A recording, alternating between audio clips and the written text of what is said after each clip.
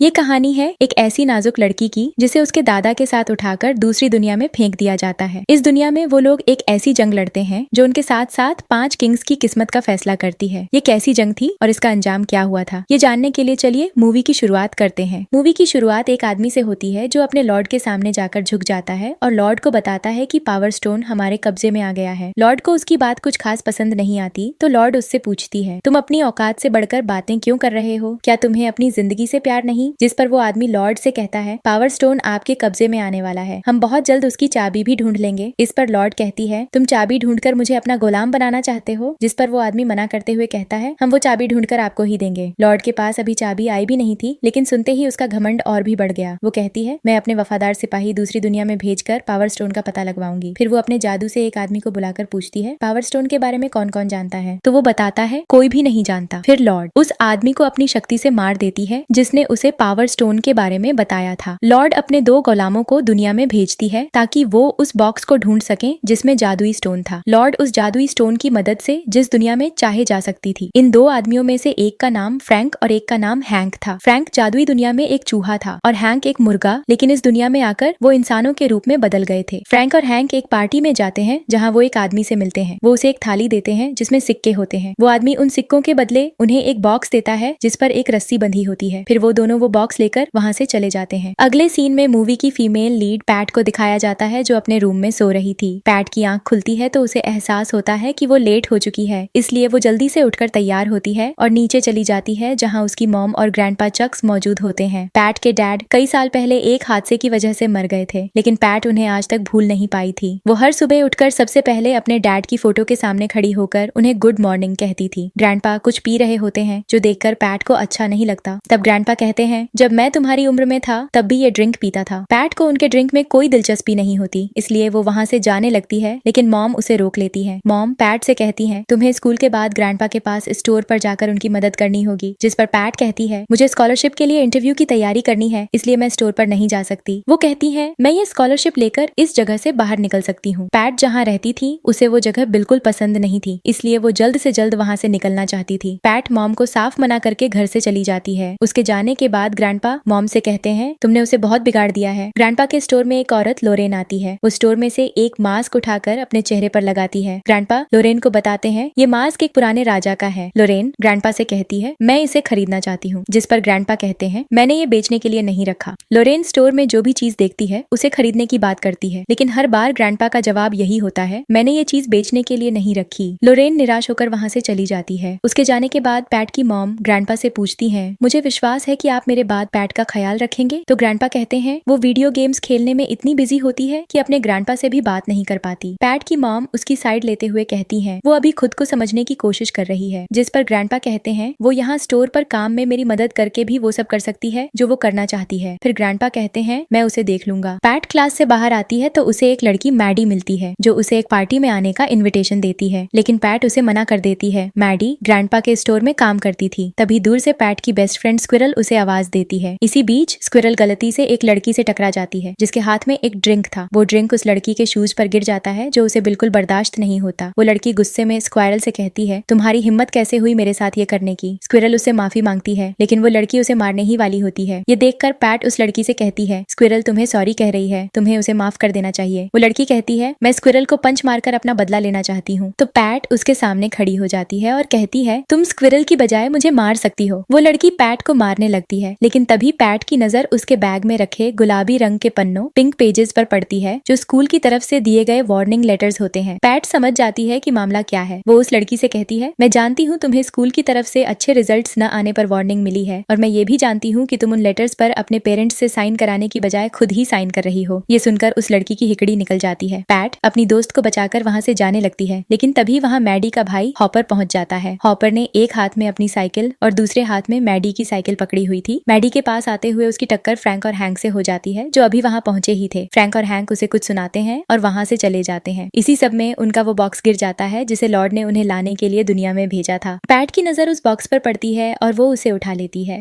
फिर PAT squirrel के साथ अपने घर जाती है जहाँ उसकी मॉम उसे बताती है कि कॉलेज की तरफ से उसका लेटर आया है। मॉम पैट को लेटर देती है, लेकिन वो स्क्विरल को दे देती है क्योंकि लेटर का नाम सुनते ही वो नर्वस हो जाती है। स्क्विरल लेटर पढ़ना शुरू करती है जिसमें लिखा होता है कि उसकी एप्लीकेशन स्टैनफोर्ड यूनिवर्सिटी में एडमिशन के लिए एक्सेप्ट नहीं की गई। ये सुनकर पैट का दिल टूट जाता है और वो अपने रूम में चली जाती है। पैट की मॉम को नाइट शिफ्ट करनी थी, इसलिए वो चली जाती है, लेकिन उन्हें पैट की चिंता हो रही थी। स्क्विरल मॉम से कहती है, मैं उसका ख्याल रखूंगी। फिर स्क्विरल पैट के रूम में जाती है, जो बहुत उदास थी। स्क्विरल उसका मूड ठीक करने के लिए उसे अपनी नई वीडियो गेम दिखाती है, जो देखकर पैट का मूड थोड़ा ठीक हो जाता है। फिर वो दोनों मिलकर वीडियो गेम खेलने लगती हैं। दूसरी तरफ फ्रैंक और हैंक कहीं जा रहे थे जब रास्ते में उनकी गाड़ी खराब हो जाती है। हैंक गाड़ी ठीक करने लगता है और तभी फ्रैंक देखता है कि उसे गाड़ी में जादुई बॉक्स नहीं मिल रहा। वो परेशान होकर हैंक से पूछता है, जादुई बॉक्स कहाँ है? हैंक कहता है, ये तो तुम्हारे पास था। फ्रैंक को याद आता है कि उस वक्त उसके साथ एक लड़के की टक्कर हुई थी। फ्रैंक को उसका हुलिया भी याद था। उसी वक्त हॉपर वहाँ से गुजरता है। हाय हॉपर की बुरी किस्मत। फ्रैंक उसे देखते ही पकड़ लेता है। उधर वीडियो गेम खेलते हुए अचानक पैट को याद आता है कि उसने बाहर से एक बॉक्स उठाया था। वो अपना बैग देखती है जिसमें उसने वही जादुई बॉक्स रखा था। पैट देखती है कि उस बॉक्स में से एक रोशनी निकल रही है। पैट बॉक्स उठाकर खोलती है तो उसमें से एक और छोटा बॉक्स निकलता है। पैट उसे खोलने की कोशिश करती है, लेकिन वो खुलता नहीं। बॉक्स के ऊपर कुछ लिखा हुआ था जो पैट को समझ नहीं आता। वो स्क्विरल से कहती है, ऐसा लग रहा है जैसे ये कोई स्टैम्प है जो पुराने जमाने में इस्तेमाल होता था। बॉक्स के चारों तरफ सितारे बने हुए थे और सितारों के बीच में कुछ लिखा था। पैट एक लिपस्टिक बॉक्स पर बने सितारों और उसके अंदर जो लिखा था उसे उसी तरह एक पेज पर स्टैम्प की तरह लगाती है। तभी वो समझ जाती है कि ये पुरानी चाइनीज भाषा में कुछ लिखा है। स्क्विरल कहती है, क्या कोई ऐसा है जो पुरानी चाइनीज भाषा पढ़ सकता हो? उसकी बात सुनकर पैट कुछ सोचने लगती है। इधर फ्रैंक और हैंक हॉपर की पिटाई करके उससे बॉक्स के बारे में पूछते हैं। हॉपर ने वो बॉक्स देखा तक नहीं था, इसलिए वो कहता है, मेरे पास कोई बॉक्स नहीं है। हैंक कहता है, शायद बॉक्स किसी और के पास है। तभी फ्रैंक को याद आता है कि वहाँ हॉपर की बहन भी थी। वो कहता है, हो सकता है बॉक्स हॉपर की बहन के पास हो। तो हॉपर गुस्से में कहता है, मेरी बहन से दूर रहो। उसकी बात सुनकर फ्रैंक उस पर हंसने लगता है। पैट और स्क्विरल ग्रैंडपा के पास स्टोर में जाती है और उन्हें बताती है कि उन्हें पुरानी चाइनीज भाषा में कुछ लिखा हुआ मिला है जो एक सीक्रेट मैसेज है। ग्रैंडपा कहते हैं, अगर ये सीक्रेट मैसेज है तो मैं इसे सीक्रेट ही रखूंगा। पैट ग्रैंडपा को वो पेज दिखाती है जिस पर उसने लिपस्टिक से बॉक्स के ऊपर लिखे हुए लफ्जों की स्टैंप लगाई थी। ये देखकर ग्रैंडपा चौंक जाते हैं और उनसे पूछते हैं, तुम्हें ये कहाँ से मिला? पैट उन्हें वही बॉक्स दिखाती है। ग्रैंडपा उसे पढ़ते हैं और कहते हैं, मुझे इसे एक बार चेक करने दो। पैट और स्क्विरल मैडी को भी वो बॉक्स दिखाती है। मैडी उससे उसके बारे में पूछने लगती है। तभी उन्हें एक कॉल आती है। मैडी कॉल सुनती है। दूसरी तरफ फ्रैंक होता है। वो कहता है, तुम्हारा भाई हमारे पास है। अगर तुम्हें अपना भाई जिंदा चाहिए तो हमें वो बॉक्स वापस कर दो जो तुमने चुराया है। पैट, स्क्विरल और मैडी वो बॉक्स लेकर कब्रिस्तान जाती हैं जहाँ फ्रैंक और हैंक हॉपर के साथ होते हैं। पैट जल्दी से फ्रैंक को बॉक्स दे देती है ताकि वो हॉपर को छोड़ दें। फ्रैंक और हैंक हॉपर को छोड़ देते हैं। इससे पहले कि पैट, मैडी, स्क्विरल और हॉपर कब्रिस्तान से बाहर निकल पाते, उसी वक्त ग्रैंडपा अपनी स्टिक हाथ में लिए चिल्लाते हुए वहाँ पहुँच जाते हैं। ग्रैंडपा फ्रैंक और हैंक को अपनी स्टिक से मारने लगते हैं। दोनों ग्रैंडपा की तरफ लपकते हैं। मैडी फ्रैंक को एक पत्थर मारती है जिससे वो नीचे गिर जाता है। ग्रैंडपा हैंक को मारते हैं। पैट, स्क्विरल और हॉपर भी ग्रैंडपा का साथ देते हैं। ग्रैंडपा हैंक के हाथ से वो बॉक्स खींच लेते हैं। तभी उनके पीछे एक पोर्टल खुलता है जो फ्रैंक और हैंक ने खोला था। वो पोर्टल पैट, स्क्विरल, हॉपर और ग्रैंडपा को अपने अंदर खींच लेता है और फिर बंद हो जाता है। मैडी वहीं रह जाती है। पोर्टल के अंदर पहुंचते ही फ्रैंक और हैंक उठ जाते हैं। हैंक कहता है, वो लोग मुझसे बॉक्स ले गए। दोनों डर रहे थे क्योंकि उन्हें पता था कि अगर वो खाली हाथ गए तो लॉर्ड उनके साथ क्या करेगी। वो सब लोग पोर्टल में से निकलकर वापस उसी जगह गिर जाते हैं जहाँ से वो पोर्टल में गए थे। वो लोग उठकर इधर उधर देखते हैं और बातें करने लगते हैं कि वो यहाँ कैसे आ गए। तभी उन्हें हॉपर की आवाज सुनाई देती है जो उन्हें बुला रहा होता है। वो सब हॉपर के पास जाते हैं तो उन्हें आगे बहुत सारे पहाड़ नजर आते हैं। उन्हें ऊपर आसमान में एक उड़ती हुई बड़ी सी लिजर्ड दिखाई देती है। वो सब समझ जाते हैं कि अब वो दूसरी दुनिया में पहुंच चुके हैं। कुछ देर बाद वो लोग वापस उसी पोर्टल के पास जाते हैं और वापसी के बारे में सोचने लगते हैं। ग्रैंडपा जादुई बॉक्स को देखते हुए कहते हैं, लेजेंड्स ने बताया था कि इस बॉक्स में कोई हथियार है। तभी उन्हें स्क्वायरल की आवाज सुनाई देती है जो एक पौधे के पास जाती है जिस पर लाल रंग की कुछ चीजें लगी होती हैं। उसे लगता है कि ये रास्पबेरीज हैं, इसलिए वो उनके पास चली जाती है। देखते ही देखते जिन्हें वो रास्पबेरीज समझ रही थी वो तितलियां बनकर उसके शरीर से चिपक जाती है और स्क्वायरल हवा में उड़ने लगती है। उसी वक्त वहाँ एक आदमी जाहिर होता है जो रस्सी से स्क्वायरल को नीचे उतारता है। वो आदमी उन्हें अपने बारे में बताता है। मैं एक ताजिर हूँ और मेरा नाम जो है। वो कहता है, रात होने वाली है इसलिए आप लोग मेरे टेंट में रात गुजार सकते हैं। वो अपनी छोटी सी वैगन में से एक टेंट निकालता है जो जादुई टेंट था और खुद ही वहाँ लग जाता है। वो लोग टेंट के अंदर जाते हैं तो हैरान हो जाते हैं क्योंकि उसमें हर चीज मौजूद थी। वो लोग जो से पूछते हैं, हम इस वक्त कहाँ हैं? तो जो बताता है, आप लोग इस वक्त किंगडम पेंगलाई में हो जिस पर लॉर्ड का राज है। जो कहता है, इस दुनिया के अलावा और 4 दुनिया है जिनमें एक तुम्हारी दुनिया भी है। पैट उससे पूछती है, क्या लॉर्ड हमें हमारी दुनिया में वापस जाने में मदद करेगा? जिस पर जो हाँ कहता है। जो उनसे पूछता है, क्या आप लोग हमारी दुनिया में क्यों आए हो? तो पैट उसे बताती है, हम इस बॉक्स की वजह से यहाँ पहुँच गए। उधर पैट की मॉम को आज नाइट शिफ्ट करनी थी, इसलिए वो मैडी को स्टोर पर कॉल करके पैट और ग्रैंडपा के बारे में पूछती है। मैडी उससे झूठ बोलती है ताकि वो काम करते हुए परेशान न हो। वो कहती है, वो दोनों ठीक हैं और मैं उनका ख्याल रखूंगी। रात को जो टेंट में आता है और पैट के हाथ में पकड़ा हुआ जादुई बॉक्स उठाने की कोशिश करता है, लेकिन जैसे ही वो बॉक्स को हाथ लगाता है उसका हाथ जल जाता है। सब लोग सो रहे होते हैं, इसलिए वो अपनी चीखें दबाते हुए टेंट से बाहर भाग जाता है। फिर वो लॉर्ड को अपनी शक्ति से एक पेज पर लिखकर बताता है, आप जिस जादुई बॉक्स को ढूंढ रही हैं वो मुझे मिल गया है। दूसरी तरफ फ्रैंक और हैंक ग्रैंडपा के स्टोर में पहुंच जाते हैं। उन्हें देखकर मैडी डर जाती है और छिप जाती है। वो दोनों स्टोर में रखी चीजें देखने लगते हैं। मैडी देखती है कि वो दोनों सिर्फ चीजें देख ही नहीं रहे बल्कि उन्हें इस्तेमाल भी कर रहे हैं। कभी कोई पुराना जादुई सामान, कभी कोई किताब। फ्रैंक और हैंक सब कुछ आजमा रहे होते हैं। फिर जो लॉर्ड के पास पहुंचता है। लॉर्ड उससे कहती है, तुम अपना इनाम लेने आए हो? जिस पर जो कहता है, मैंने आपके लिए वो चाबी ढूंढ ली है जिसका आपको सालों से इंतजार था। लॉर्ड मुस्कुराते हुए कहती है, अब मैं बाकी 4 दुनियाओं पर भी कब्जा करूंगी और उन पर भी राज करूंगी। अगली सुबह सब लोग उठकर टेंट से बाहर आते हैं। बाहर आकर वो देखते हैं कि टेंट पर चाइनीज भाषा में कुछ लिखा हुआ है। ग्रैंडपा उन्हें बताते हैं, ये चाइनीज भाषा में गोस्ट्स का सिंबल है। स्क्विरल घबराकर कहती है, हम तो गोस्ट्स नहीं हैं। तभी वहाँ लॉर्ड के भेजे हुए वैम्पायर्स आ जाते हैं। ग्रैंडपा फौरन कहते हैं, ये वैम्पायर्स सांस की आवाज सुनकर इंसानों को पकड़ लेते हैं, इसलिए सब अपनी अपनी सांस रोक लो। वो सब ग्रैंडपा की बात मानकर सांस रोक लेते हैं। वैम्पायर्स उनके करीब आकर सांस की आवाज सुनने की कोशिश करते हैं, लेकिन जब उन्हें वहाँ कुछ भी नहीं मिलता तो वो वहाँ से चले जाते हैं। लॉर्ड जो से कहती है, मुझे वो जादुई बॉक्स चाहिए। जिस पर जो कहता है, मैं उसे ढूंढ लूंगा। लॉर्ड उसकी बात सुनकर गुस्से में कहती है, अगर तुम जादुई बॉक्स के बिना यहाँ आए तो मैं तुम्हें तड़पा तड़पा कर मार दूंगी। जो